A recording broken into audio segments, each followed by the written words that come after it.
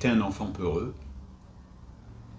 Néanmoins, j'étais aussi certainement têtu, comme sont les enfants.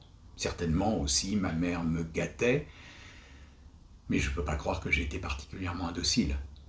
Je ne peux pas croire qu'un mot gentil, une main tendue en silence, un regard de bonté n'auraient pas pu obtenir de moi tout ce qu'on voulait. Or, au fond de toi, tu es bien un homme bon et tendre. Ce qui suit ne dira pas le contraire, je parle seulement de l'apparence sous laquelle tu agissais sur l'enfant.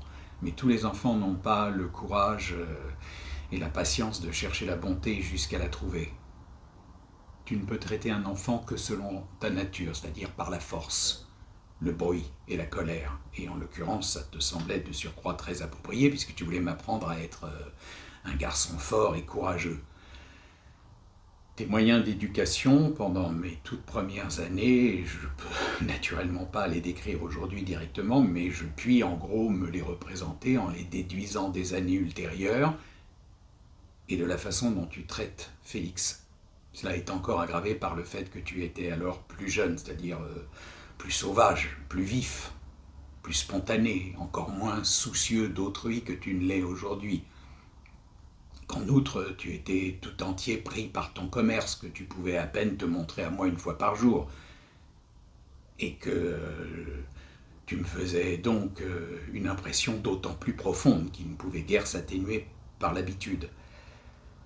Je me rappelle uniquement un incident datant de mes premières années, peut-être t'en souviens-tu aussi. Une fois dans la nuit, j'arrêtais pas de pleurnicher en demandant de l'eau.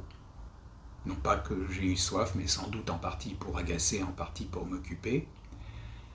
Après quelques fortes menaces qui ne servirent à rien, tu m'as tiré du lit, m'as porté sur le balcon et m'y as laissé un petit moment seul et en liquette, devant la porte fermée.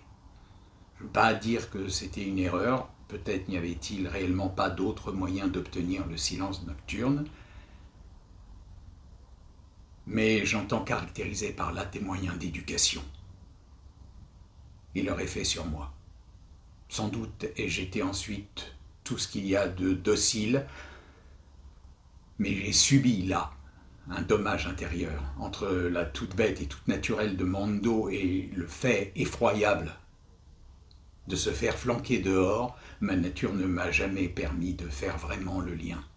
Des années plus tard, j'étais encore tourmenté par l'idée affreuse que l'homme gigantesque, mon père, l'instance suprême, pouvait, presque sans raison, arriver en pleine nuit, m'arracher du lit et me porter sur le balcon, et que donc j'étais, pour lui, moins que rien.